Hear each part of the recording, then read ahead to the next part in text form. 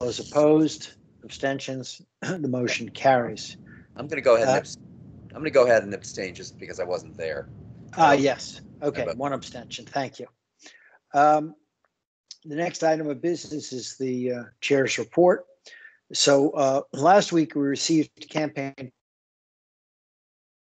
more than 100 candidates, the second to last regular filing before the general election on November 2nd. This filing signals that New York is entering the home stretch of a long and remarkable election cycle. Campaigning started with the city in the grip of the pandemic.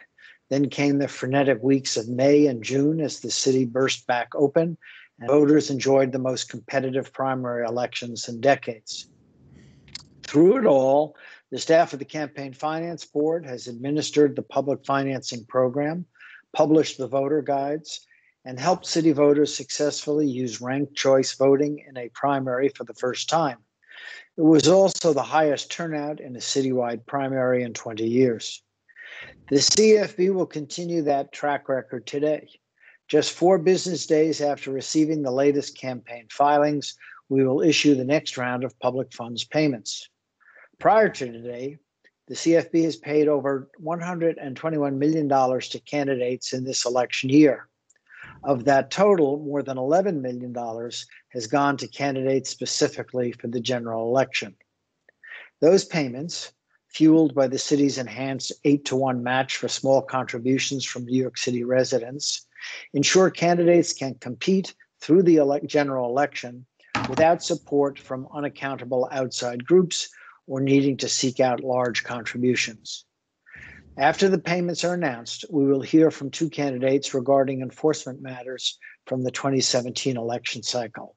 Now I will turn it over to Executive Director Amy Loprest for her announcements. Thank you very much. We are starting the debate season for the general election. On October 19th is a debate among candidates for public advocate on Spectrum New York 1 at 7 p.m. On October 20th is the first mayoral debate on WNBC at 7 p.m. And the final mayoral debate is on October 26th on WABC at 7 p.m. All these debates will be simulcast on NYC TV and will include live ASL interpretation. Last night, we sponsored a Know Your Voting Rights town hall with Brooklyn's Brick TV. The event was focused on election access from a number of perspectives: disability rights, rights of formerly incarcerated individuals, and language access. Omer Suarez, our Director of Partnerships and Outreach, was one of the panelists. A recording of the event will be available on the Brick TV YouTube channel.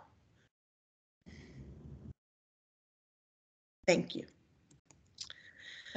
Thank you, Amy.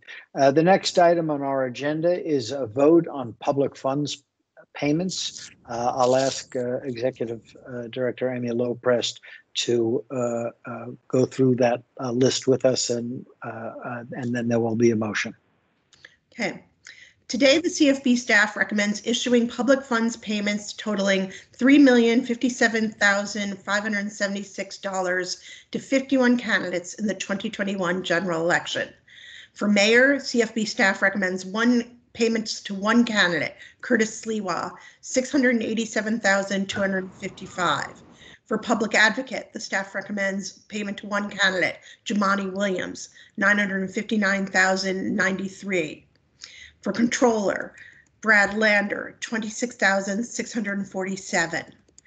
For borough president, CFB staff recommends payments to 6 candidates totaling $217,749.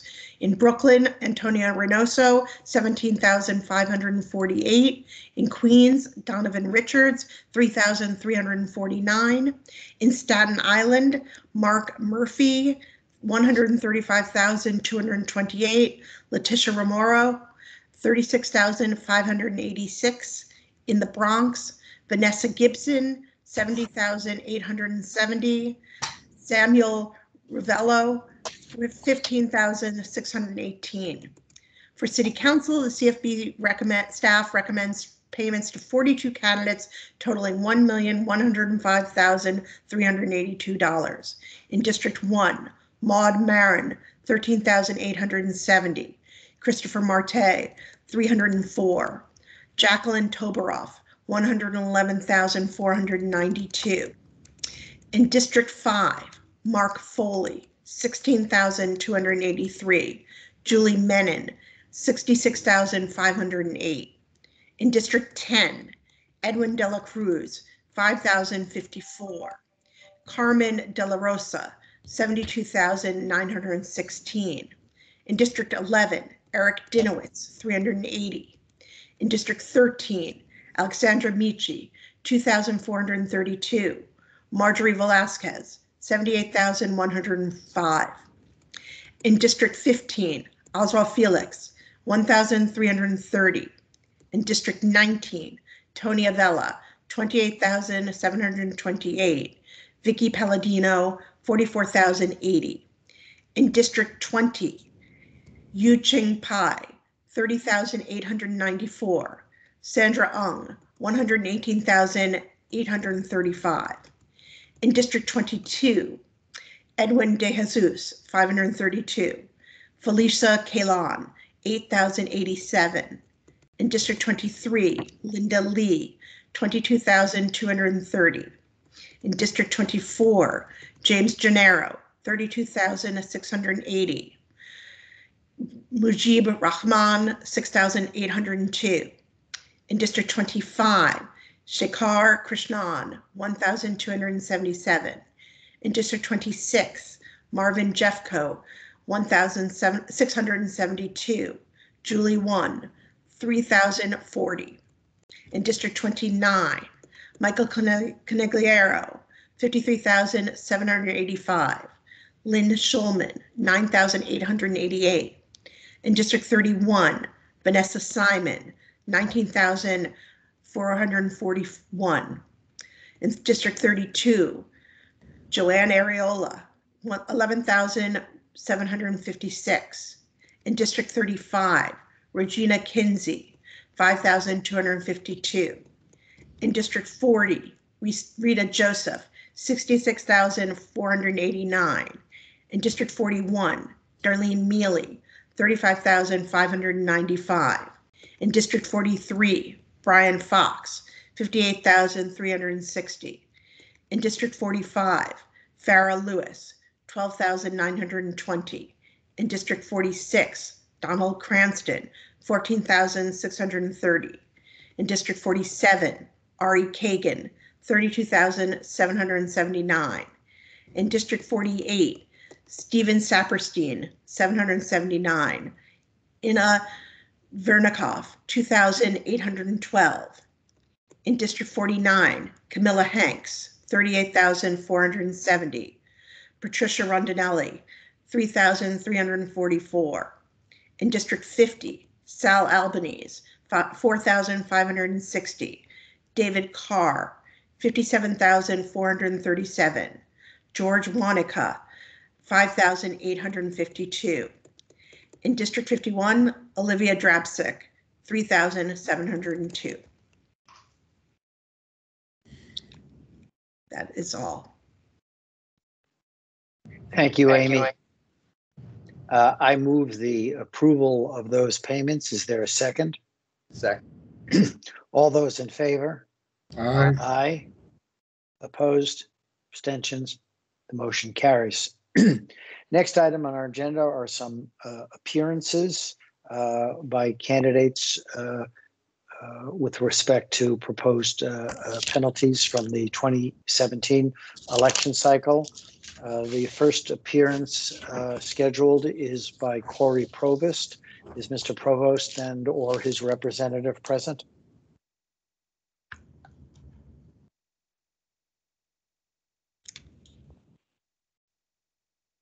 I saw him on the list. Mr. Provost, are they there? I see his representative. You can unmute yourself, sir.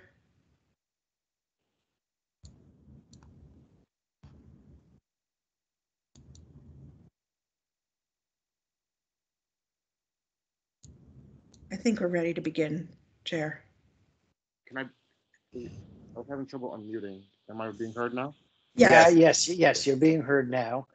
Please introduce yourself. Good morning, members of the board. My name is Corey Provost, candidate from 2017. Okay. Mr. Provost, are you waiting for anybody else to join you, or is it just you? It will be just me. Okay, great. So the way we proceed is I will ask the CFB staff to just briefly summarize what the issues are before us. Then you'll have an opportunity to make. There may be some response from the CFB staff. There may be some questions from members of the board. We'll go back and forth a couple times. And then after we've heard the next candidate, we'll go into deliberations and come back after deliberations and announce our decisions. Okay? Thank you. Very good. So who's presenting from the CFB this morning? That would be me, Chair Schaefer. Why don't I see you? Oh, there you are. Yes, sorry. Good morning, Jason. Why don't you proceed? Great.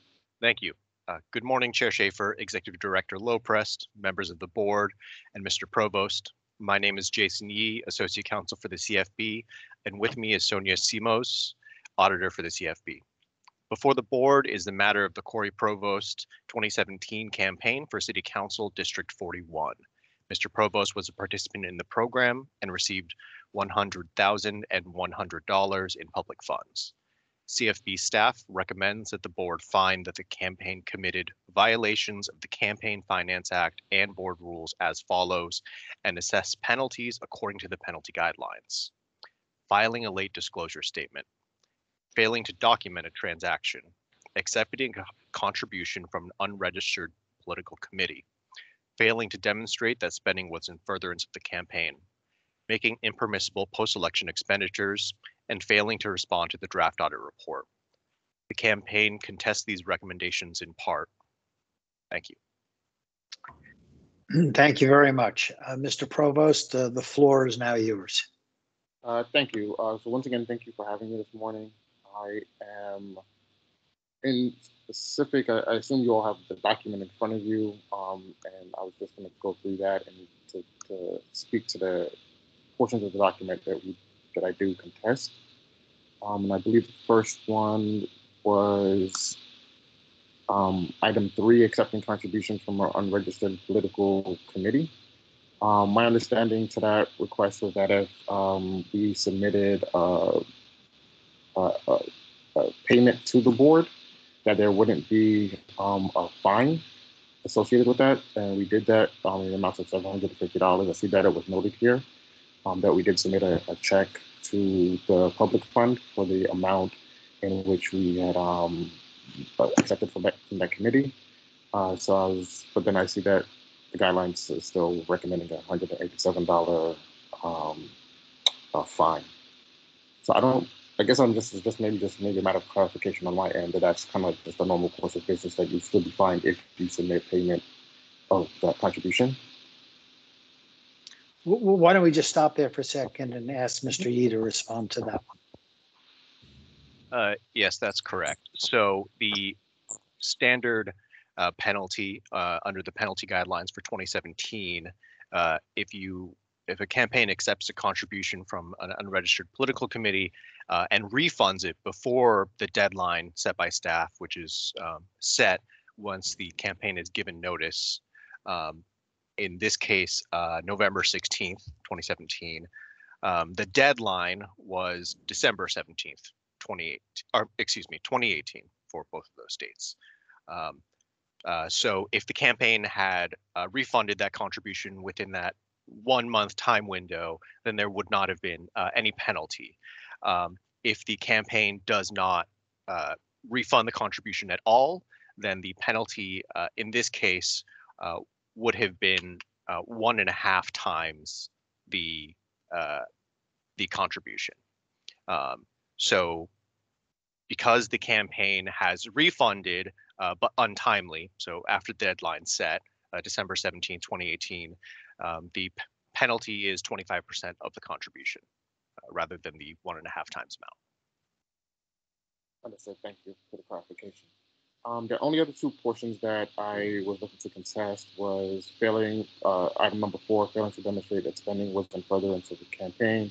I think this revolves around the contract we had with one of our campaign consultants, Martha Ione, At that time, the full contract amount was roughly $8,000, and I believe the board, there was some disagreement about whether $2,000 of those funds was in furtherance of the campaign based on some language in one of our draft contracts that we submitted. We submitted a final contract that was executed between the campaign and Ms. Ione. But the board, I think, still felt that the contract wasn't, I guess, sufficient in showing that the payment structure that was between our campaign and Ms. Ione was in furtherance of the campaign.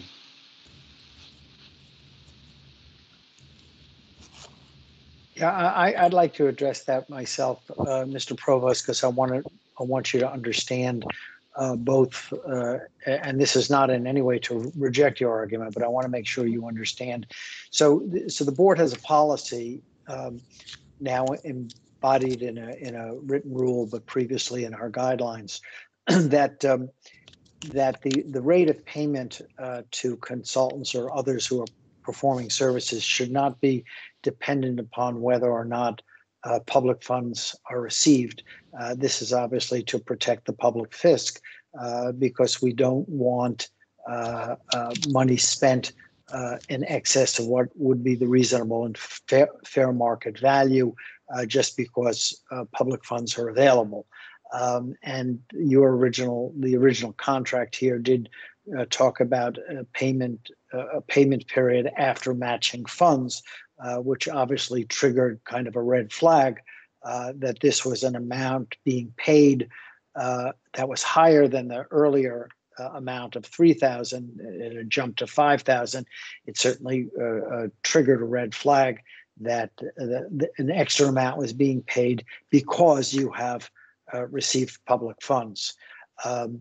Your staff or you yourself in the back and forth with the CFB have argued that this was sort of a mistake and oversight. You sort of amended the contract to refer to post-ballot expenditures rather than after matching funds.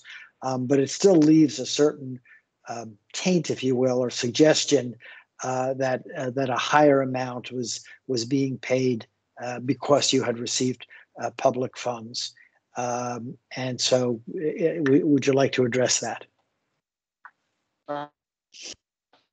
So I can understand that wholeheartedly. But I think when you look at the timeline of the campaign and the pre and post ballot workload, there's a considerable difference. So, consultants, I'm sure you've seen the whole spectrum of consultants that come before campaigns, is that the requirements on the consultant's time, demands, and things of that nature are going to rise exponentially once a candidate actually makes a ballot and the workload just increases. So for our purposes, we felt that I think pre-ballot, it was maybe $1,000 a month we were paying this consultant. And then once we actually made the ballot, that would go to $2,000 a month for the remainder of the campaign.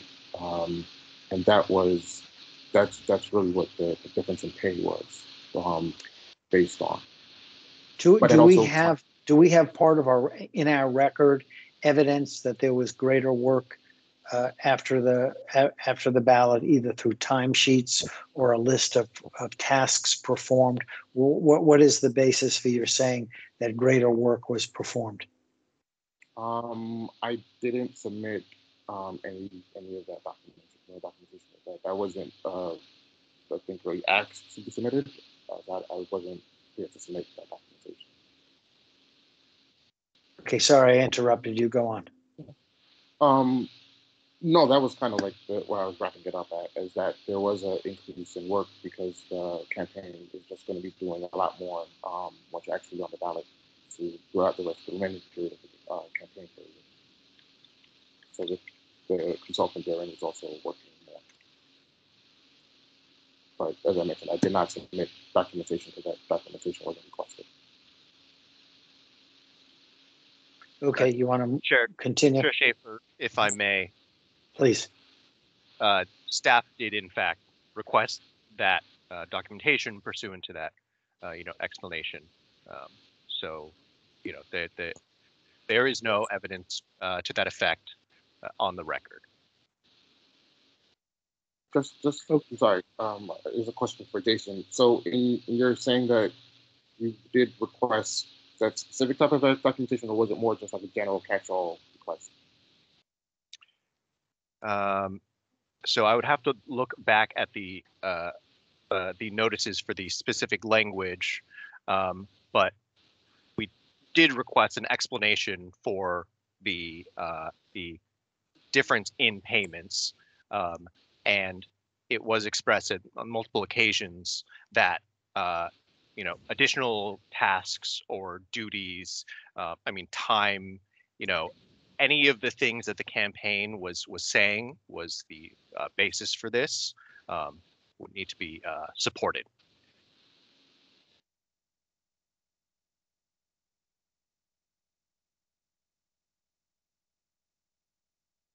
All right. You want to continue, Mr. Provost? The last portion was failing to respond to the draft audit report. I do acknowledge that we did fail to respond to the draft audit report. At that period, I know we were having difficulties with the treasurer, and definitely, again, I take full ownership of that as I must. And I am really, I guess, just submitting myself before the board that I know the board has the ability to make a penalty recommendation up to the maximum amount, which is what we're at now. So, there is room to do something lower that would still allow, justice to be served, a message to be made to the candidates that they have to follow the rules to the T here. But I am, really just asking on the condition of I've been unemployed now for well over a year due to COVID, and looking to having to pay all these fines and take care of all these violations on my own would be a heavy burden. So I'm making a request to the board to not do the maximum amount, of a smaller amount. I think I recommended in my letter maybe 5% instead of 10%. I don't know if this request has ever really kind of came to the board in this fashion before, but I understand that we are in very, very different times here. That would be my final request. Mr. Provost, can you talk a little bit more about why you failed to, and I appreciate you taking responsibility. Can you talk a little bit more about why there was failure to respond to the audit request? A portion of it was just conflict with the treasurer and getting certain documents. I don't believe that we had the proper system in place to make sure that I think everyone had access to all the documents for the campaign.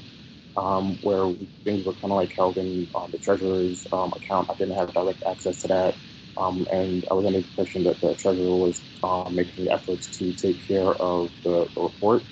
I know we submitted several requests for extensions during the time. I think I indicated to the board that there was some issues with the treasurer at that point, and then I think when in our final submission, I was able to get as many of the documents as possible and send them to the board. I think the original recommended penalty was close to $100,000, but we were able to get all those documents eventually to the board.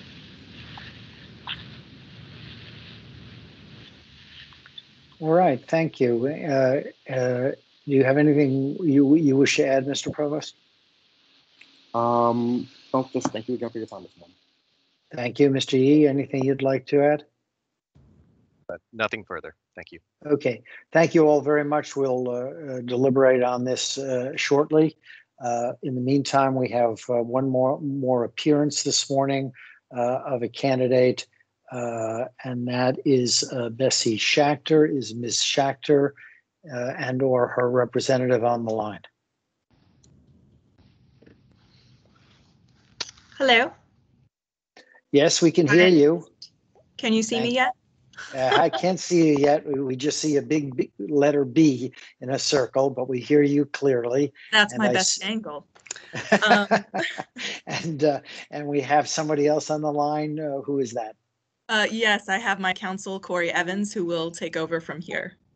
Okay, thank you very much. And thank you. If you appear, we'll wave to you. Okay. Mr. Chair Schaefer,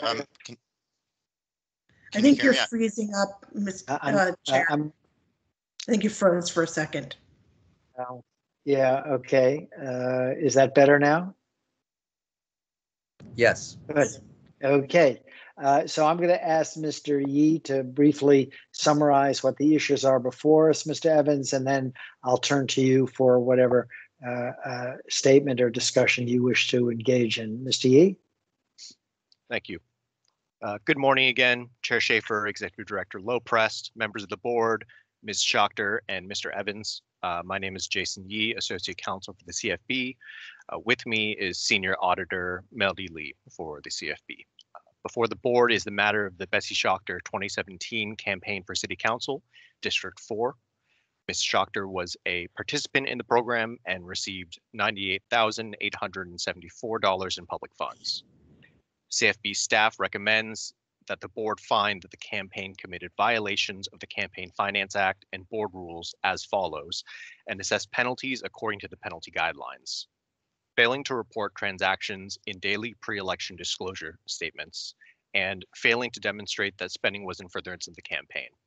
The campaign contests these recommendations. Thank you. Thank you. Okay, we now see you, Ms. Schachter, and your lovely child. And Mr. Evans, the floor is yours. Thank you very much. Good morning, everyone. Can you hear me all right? And can you see me okay? All right, yes. Great. Thank you very much, and thank you, Chair Schaefer. Thank you, everyone, for being here and for taking the time.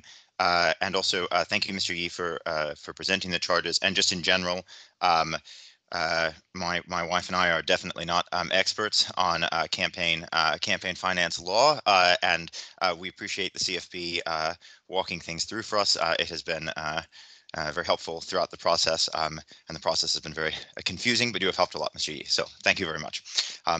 Okay, so I'll try not to take up too much of everyone's time this morning. There are two recommended fines, as I understand it. The first of these I'll have very little to say about, and then the second of these I'll have maybe a little bit more to say about. So the first of these is failing to report transactions in daily pre-election disclosure statements, which is on page 3 of the recommendation to the board. It says here that the campaign contests this violation, but well, as I understand it, this violation is because the campaign failed to report daily election expenditures, and in fact, the campaign did fail to report daily pre-election expenditures. So we don't contest the substance of this violation. The campaign, unfortunately, at the very end of our campaign, the campaign manager quit a couple of weeks before the end of the campaign. You know, these things happen, and so things got very confused and very harried. We really did try to report everything, but the CFB's memo here is right. We did not get those in time. We did afterward, but not in time. So the substance of this violation is correct. This part of the memo, and we don't contest it.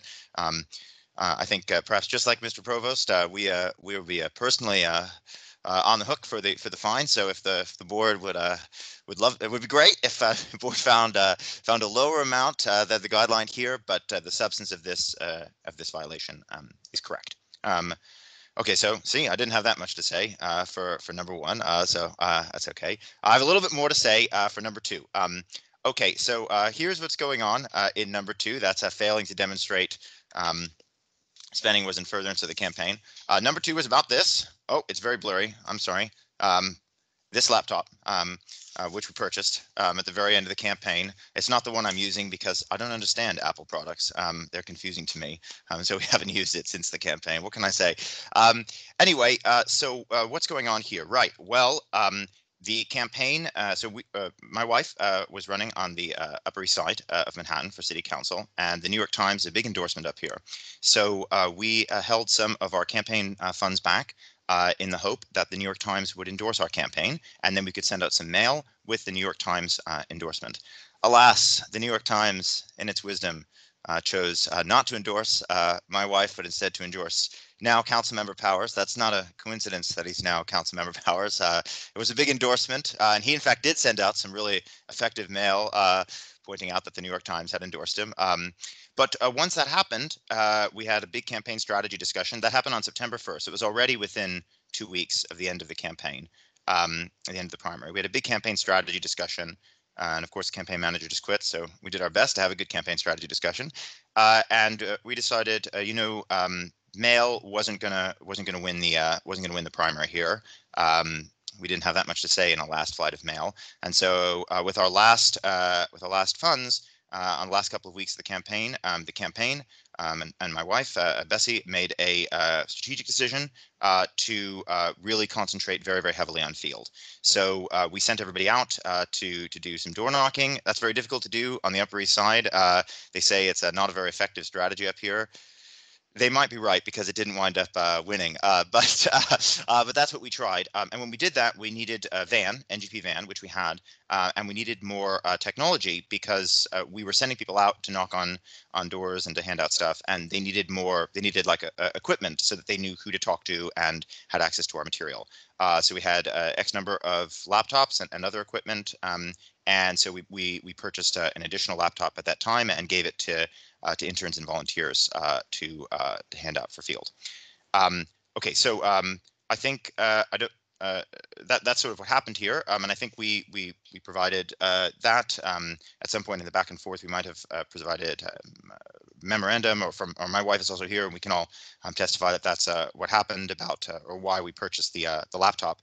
But the CFB in their recommendation to the board, and here it's on page 5 toward the end, says, okay, the campaign does have discretion over campaign strategy. That's right. But if you look at Administrative Code Section 370221A7, it says that computer hardware, software, and other office technology purchased more than 2 weeks before the date of a primary election is presumed to be in furtherance of the campaign. And then here's, in my view, that very key thing. Oh, sorry, that's an email coming in. Don't worry about that. It says it excludes by inferences such purchases made less than 2 weeks before the date of the primary election. So here maybe I have something more to say. I don't think it says that. I don't think that's what the administrative code says. So if we go to the administrative code, section 3702, if we go down to the relevant part to 21, what's going on in 21? Well, in 21, the code is saying here are some expenses which are presumed to be legitimate. Of course, they might not be. There might be an investigation, but there's a rebuttable presumption that these are in furtherance of the campaign. And it lists a number of things. But at no point does it say only these expenses can be in furtherance of the campaign. And at no point does it say that other expenses are presumed not to be in furtherance of the campaign. It doesn't say anything about other expenses. It merely lists some expenses which are presumed to be in furtherance of the campaign. Okay, well, we don't argue that this laptop is presumed to be in furtherance of the campaign, but we don't think the code supports a reading that says that it's presumed not to be in furtherance of the campaign either.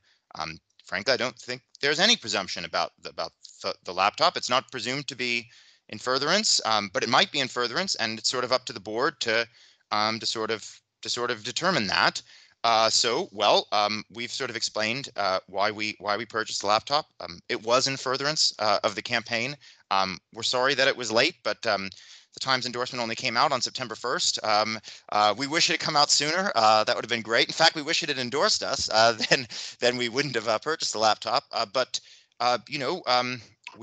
It was in furtherance of the campaign. We made it at the end for a reason, and we don't think. I guess we don't think the code presumes that we're wrong. So we would, I guess, ask the board on that one to find in favor of the campaign. So we do contest that one.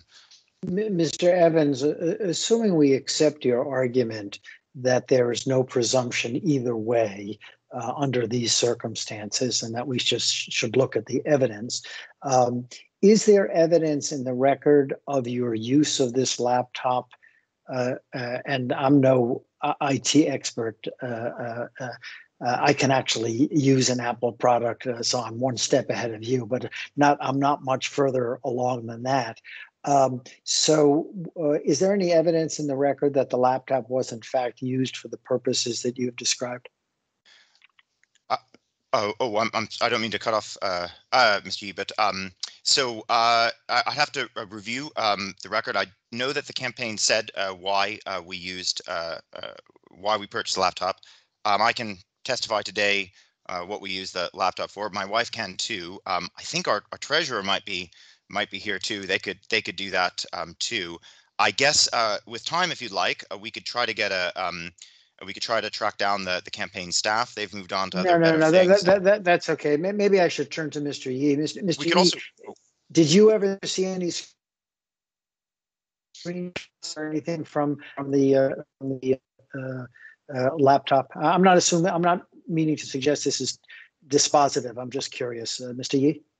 Sorry, Chair Schaefer, you froze there for a moment, but your question is whether Did you ever see any screenshots or other evidence of the use of this computer in the waning days of the campaign for the campaign purposes that Mr. Evans has described? We did not.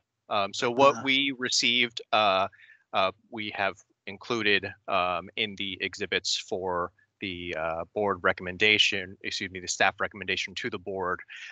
The campaign stated that these purchases were for a direct call and social media strategy that could only have begun after the Times endorsement of the campaign's opponent.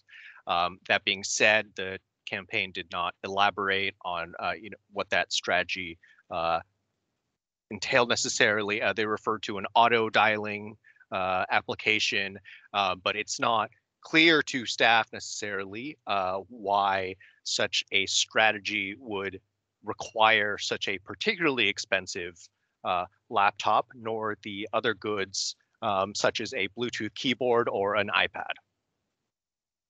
Okay. That answers my question. As I said, it's not dispositive. I was just curious. Mr. Evans, it looks like you would like to add something. Oh, I'm sorry. I don't. But we would be happy if the board would like to track down the folks who used it. We'll try. They've moved on to other jobs, and they can testify what it was used for. And I think I do not know how to do this, but I suspect that we could also run it. We could sort of give the laptop to you, and you could figure out what it was used for. I suspect there are computer people that can. At least they can do that on TV. So I suspect that is a thing that can be done. If so, we are happy to do that also. If that's a thing that we can do. Okay, I got it, and we'll consider your offer. Although we'll discuss among ourselves whether we think that's necessary or not. We do have your testimony to that effect. Is there anything else that you'd like to add? No, just like to say again, thank you, everyone. Really, my wife and I are not, as we say, we are not campaign finance experts, and we really appreciate the time and the CFB going back and forth with us for a long time. So we really do appreciate it. Thank you, everyone. Okay, well, thank you all. We will.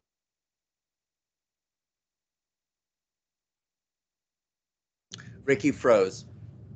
So here, and actually, there's one other candidate.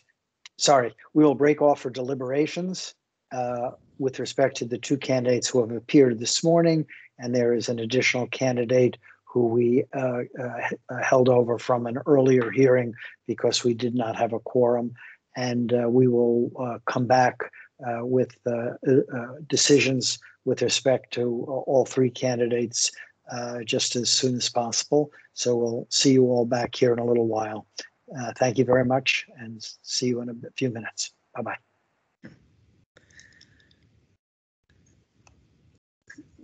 So the candidates who appeared, if you need to leave, you're obviously more than welcome to wait till the board has finished their deliberations and hear their vote. But if you need to leave, you can, Mr. Yi will contact you immediately after the board meeting with the board's decision.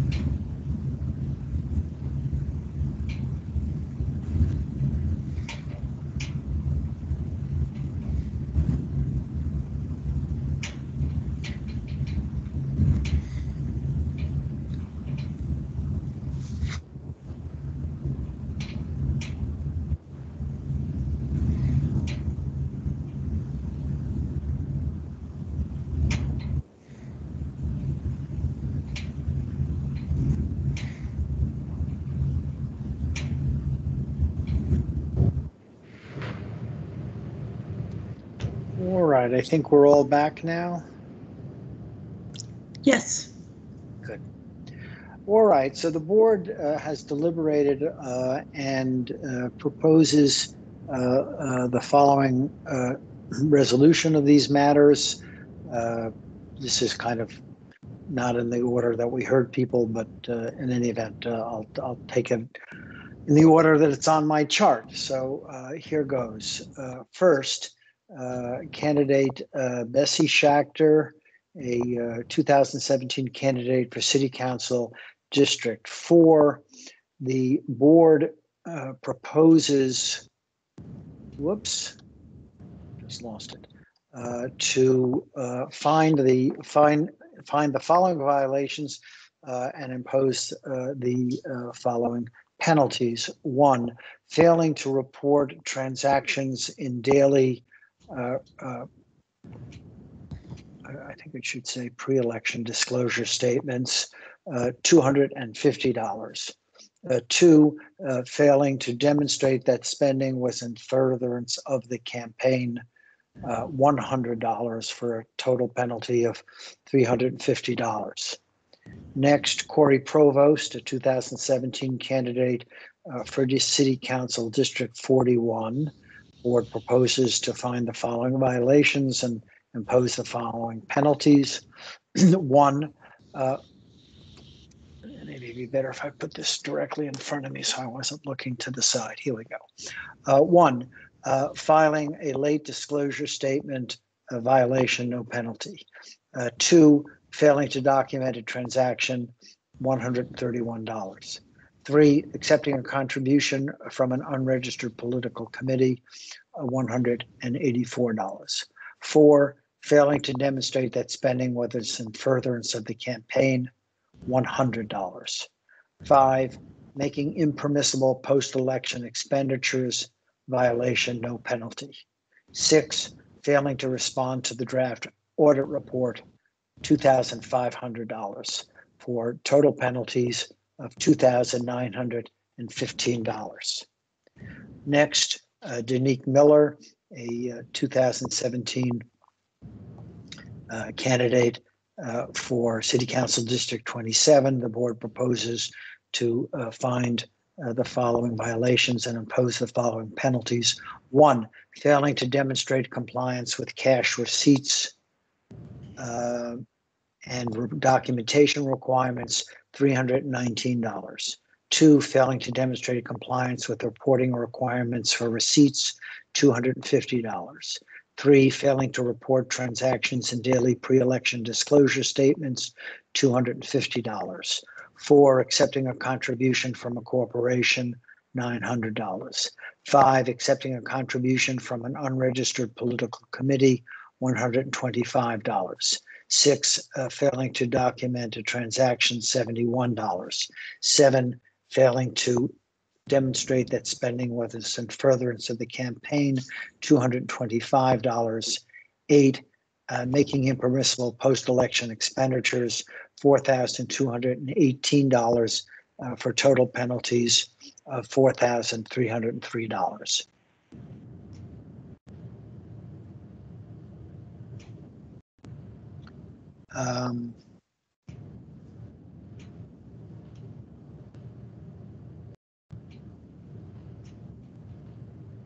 There's something not right about those numbers. I'm just noticing that they don't add up. This is for Danique Miller.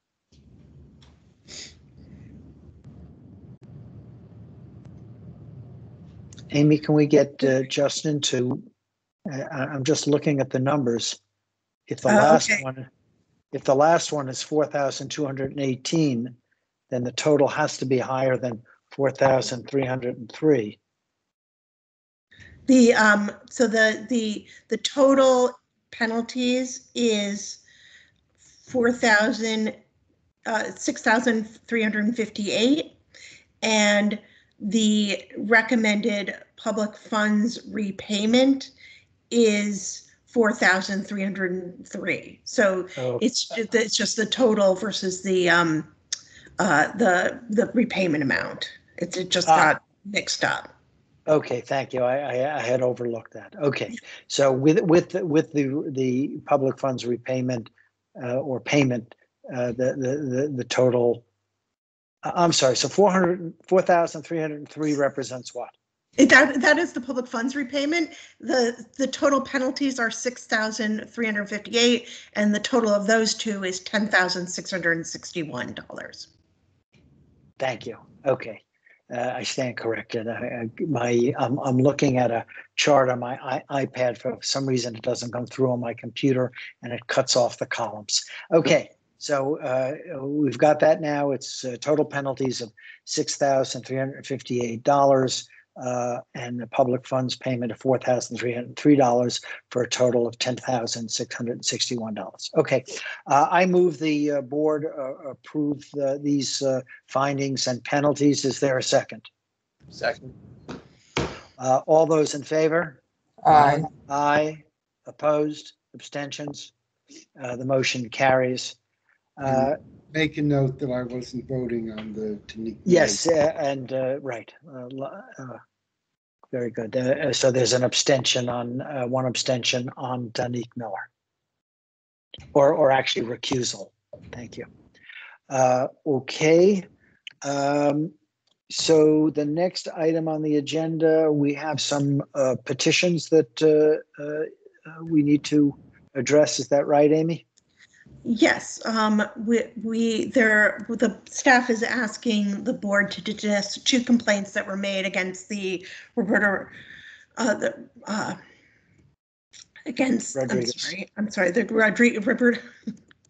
Caught in my throat. Sorry, the Robert Rodriguez campaign in 2017. The first complaint was made by Vito Pitta, counsel to Friends of Diana Alela. In 2017, and the second complaint was made by William Gennaro Roche. The staff is recommending that the board dismiss both of those complaints against the Robert Rodriguez campaign, 2017 campaign. Okay, I move to accept the staff's recommendation and dismiss those complaints. Is there a second? Second. All those in favor? Aye. Opposed? Abstention? The motion carries. All right. Finally, I would move that we go into executive session for some discussion about pending litigation and other matters. There's no reason after that. There's no action to be taken. And so I'll simultaneously move that we adjourn directly from the executive session. Is there a second? Second. All those in favor? Aye. Aye. Abstentions? I'm sorry, no's, abstentions. Motion carries. Our work is complete for today. Thank you all very much for being with us, and see you next time. Thank you, everyone. Thank you, sir.